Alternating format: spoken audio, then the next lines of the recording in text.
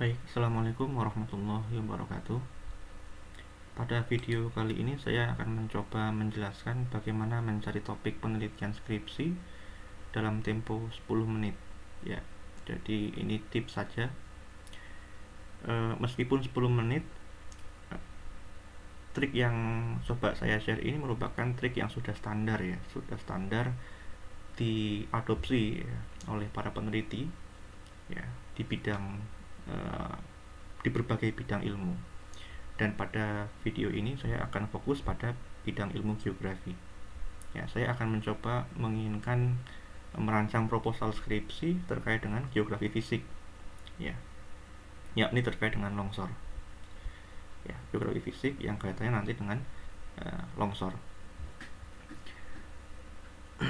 Ya, sebelum kita mulai untuk teknisnya, saya mengingatkan dulu bahwa idealnya ya pencarian topik penelitian skripsi itu ya harus berbasis pada literatur terdahulu ya, itu yang pertama. Yang kedua, idealnya ya, penelitian itu memberikan kontribusi kepada ilmu ya, geografi misalnya, bukan mengulang-ulang metode. Kalau mengulang metode, kalau kita menerapkan metode orang lain, ya sama persis, itu namanya praktikum, bukan penelitian.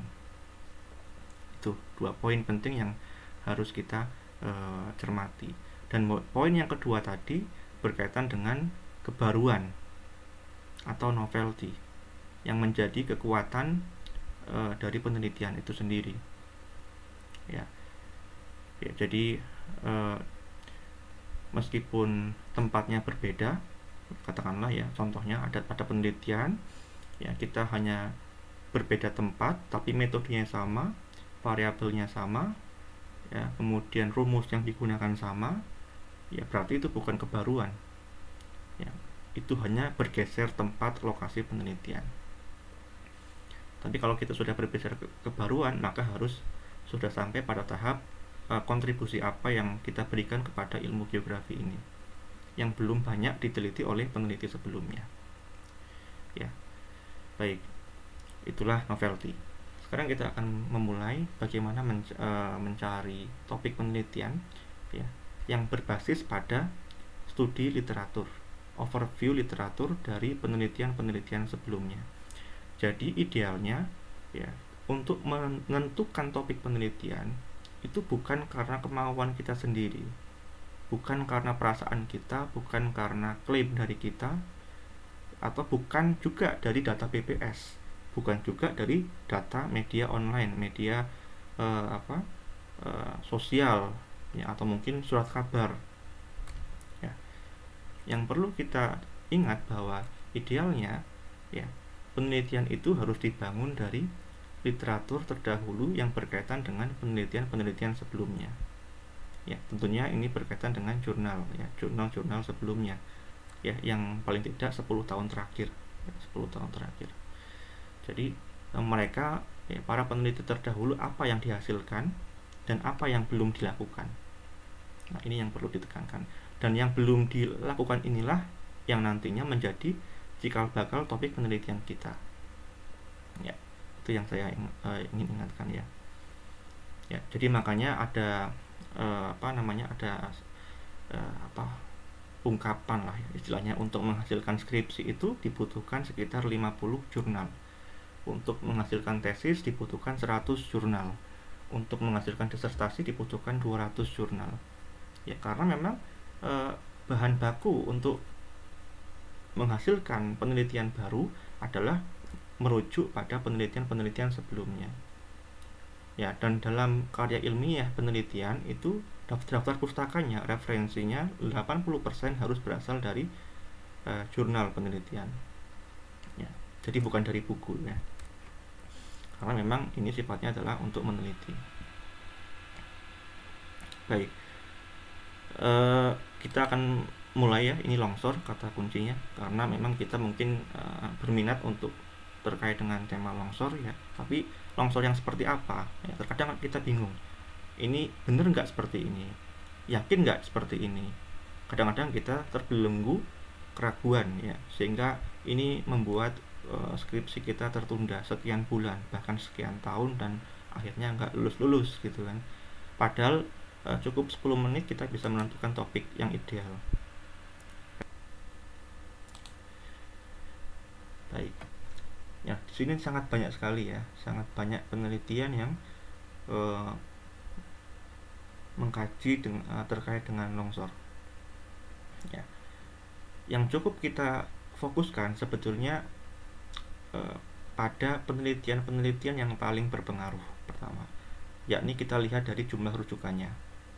Ya, jadi untuk membangun proposal, menyusun proposal skripsi itu kan dibutuhkan pendahuluan yang kuat ya, sekitar 15 sampai dengan 20 referensi dari jurnal. Maka carilah referensi teratas ini yang paling berpengaruh ya terkait dengan longsor. Nah, sampai dengan katakanlah 15 jurnal ke bawah. Nah, dari situ kita bisa melihat kira-kira orang-orang atau peneliti terdahulu ini dia mengkaji apa. Oh, ini konteksnya adalah mitigasi bencana ya. Oh, ini terkait dengan bencana longsor ya, pemetaan risiko. Ini berkaitan dengan media pembelajaran. Berarti bukan masuk dari apa yang kita inginkan, karena ini skripsi pendidikan, sedangkan yang kita ingin cari adalah skripsi fisik ya, geografi fisik. Nah, kemudian ini juga kebencanaan ya, kebencanaan ya. Kemudian ke bawah pemanfaatan penginderaan jauh ya. Kemudian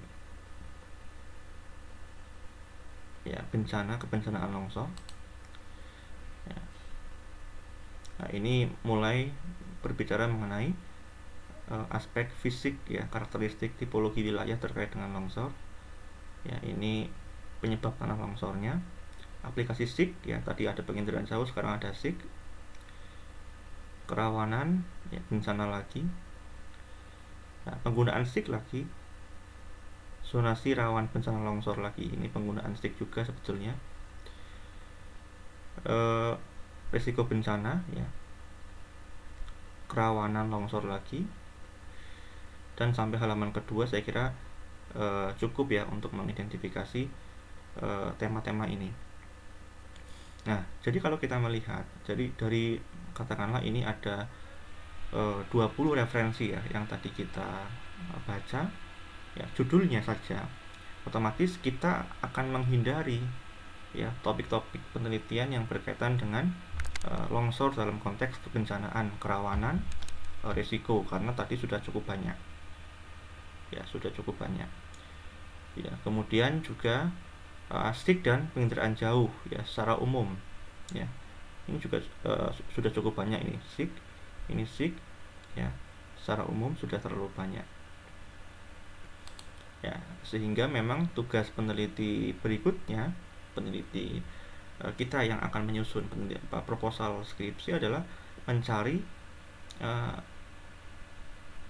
variabel lain ya, mencari topik lain, mencari dimensi lain yang belum diteliti di sini ya, yang belum diteliti di sini ya. Jadi gunakanlah tema-tema yang unik ya, yang belum diteliti oleh penelitian sebelumnya ya. Kalau kita melihat ini berarti nanti misalnya kita akan mengaitkan bagaimana kejadian longsor dengan intensitas ya, curah hujan antar wilayah misalnya sebagai judul. Maka kalau kita melihat ya sepanjang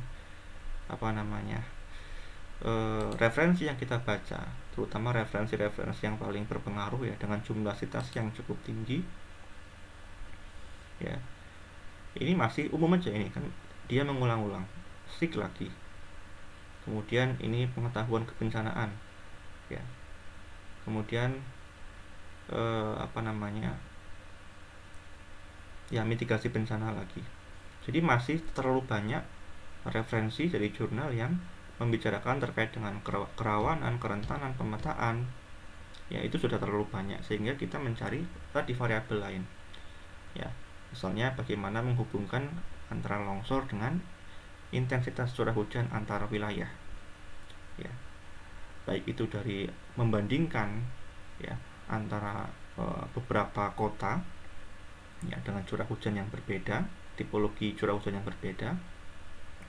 Kemudian itu diangkat menjadi judul. Bagaimana intensitas curah hujan kaitannya pengaruhnya terhadap kejadian longsor ya, di beberapa kota di Jawa Timur misalnya. Jadi itu belum ada ya dalam dalam referensi yang tadi kita temukan di sini. Ya, jadi cukup kita melihat dari judul saja, tidak perlu membuka terlalu dalam PDF ya, file PDF-nya karena itu akan cukup memakan waktu. Ya, jadi dari sini kita sudah mendapatkan topik tadi ya, bagaimana meneliti keterkaitan antara intensitas curah hujan antar kota, antar wilayah, antar provinsi dengan intensitas kejadian longsor misalnya. Ya, mungkin itu contoh satu. Ya, untuk contoh yang kedua misalnya, dari tadi kita melihat terlalu banyak longsor dengan pemetaan, ya, dengan SIG, dengan penginderaan jauh, ya. Jadi dari halaman pertama seperti itu, kemudian halaman kedua juga di sini masih umum ya. Ya ini SIG, ya, kebencanaan lagi, SIG lagi. Ya, kemudian ini juga penggunaan alat, tadi juga sudah ada beberapa penggunaan alat ya untuk mendeteksi ya potensi longsor. Ya. Kemudian risiko bencana juga, ini juga termasuk SIG. Nah, di sini kalau kita melihat dari halaman kedua ini ya, ini kebencana masih gambaran umum ya, penelitian yang umum. Kemudian di sini SIG. Ini ada satu judul yang memang masih jarang ya, masih tidak sama dengan judul yang ada pada halaman 1 ataupun halaman 2. Ini misalnya model keruangan. Nah, ini pun sebetulnya bisa untuk dikembangkan. Artinya penelitian yang masih terbatas. Tapi dia cukup menarik banyak perhatian citasi. Ini bisa kita kembangkan. Jadi bukan berarti penelitian itu harus yang belum sama sekali dilakukan, tapi juga kita bisa melanjutkan penelitian yang memang masih terbatas seperti ini. Model keruangan untuk identifikasi kerawanan longsor. Ini kan berbeda dengan beberapa judul penelitian sebelumnya yang tadi hampir semuanya kebencanaan, kerawanan, risiko, ya SIG dan penginderaan jauh. Tapi di sini ada model keruangan. Ini berarti kan contoh penelitian yang memiliki kebaruan, ya, yang berkontribusi kepada ilmu. Ya. Kemudian berikutnya, kalau kita mau telusur lagi ke bawah, ke halaman 3 ya katakanlah, di sini ada ya kebencanaan lagi, kemudian bahaya bencana lagi, zonasi. Artinya kan yang mengulang-ulang seperti itu nggak perlu kita ulangi lagi, meneliti seperti itu lagi, gitu kan. Kemudian ini kebencanaan lagi ya, kesiapsiagaan masyarakat. Kemudian ini juga mitigasi bencana ya, rawan bencana, persepsi kebencanaan ya, ini juga menggunakan alat ya, sama dengan tadi. Tapi kalau di geografi tidak dengan seperti ini ya untuk alatnya. Kalau alatnya lebih ke penginderaan jauh maupun sistem informasi geografis.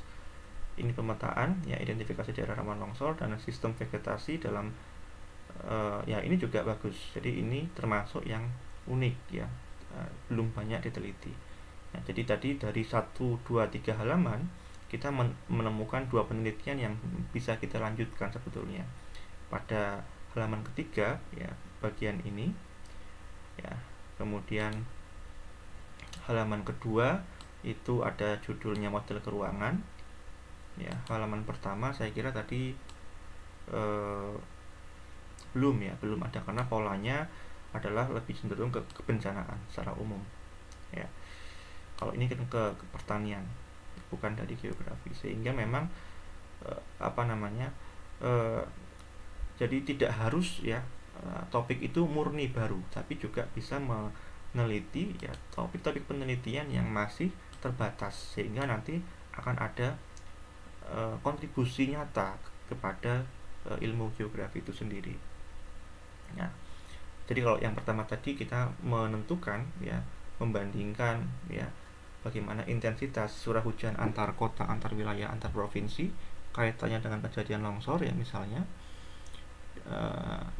Itu yang pertama, topik yang pertama. Yang topik yang kedua bisa mengambil dari ini ya, kita mengembangkan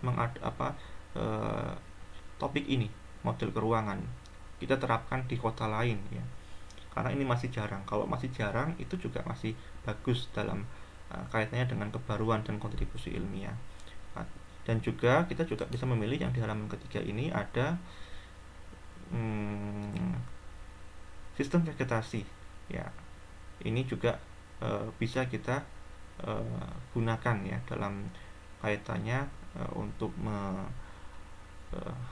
membangun sebuah proposal yang memiliki nilai kebaruan. Ya, jadi sudah kita ketemu 3 judul. Mungkin judul yang keempat ya, kita juga bisa mengembangkan atau menyusun atau menuliskan, mengajukan judul baru. Misalnya bagaimana kejadian longsor kaitannya dengan analisis volume tanah.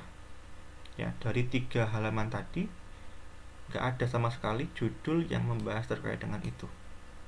Ya, bagaimana fenomena longsor di kawasan hulu kaitannya dengan penjenuhan ya pada horizon tanah ya, entah itu di horizon B ya, atau kaitannya dengan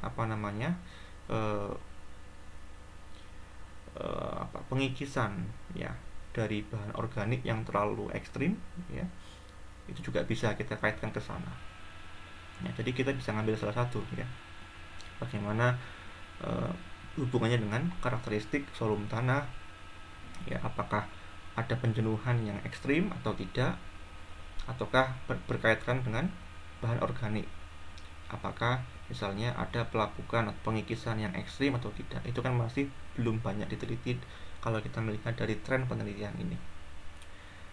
Jadi kita sudah mendapatkan tadi berapa? Sekitar 5 topik penelitian. Ya, yang pertama tadi bagaimana intensitas curah hujan antar wilayah dikaitkan dengan kejadian longsor, yaitu belum ada sama sekali di sini. Yang kedua, kita merujuk pada penelitian sebelumnya yang masih terbatas, yakni terkait dengan model keruangan dan juga sistem vegetasi. Ya, sudah 3 judul, 3 topik. Kemudian topik yang keempat adalah berkaitan dengan kejadian longsor kaitannya dengan penjenuhan pada horizon tanah ya, pada horizon tanah. Atau yang kelima adalah kejadian longsor berkaitan dengan pengikisan bahan organik yang ada di kawasan hulu. Nah, itu juga belum banyak diteliti. Jadi dalam tempo 10 menit kita bisa menemukan sekitar 5 topik penelitian. Ya, semoga ini bisa membantu, dan itu sudah standar ya dalam, jadi penentuan ini sudah standar ya, dilakukan oleh para peneliti ya dimanapun, dan inilah yang kita sebut sebagai state of the art ya, atau overview literatur terdahulu ya 10 tahun terakhir untuk menentukan topik penelitian apa yang belum banyak dilakukan oleh penelitian sebelumnya ya. Saya kira itu, semoga bermanfaat. Terima kasih. Assalamualaikum warahmatullahi wabarakatuh.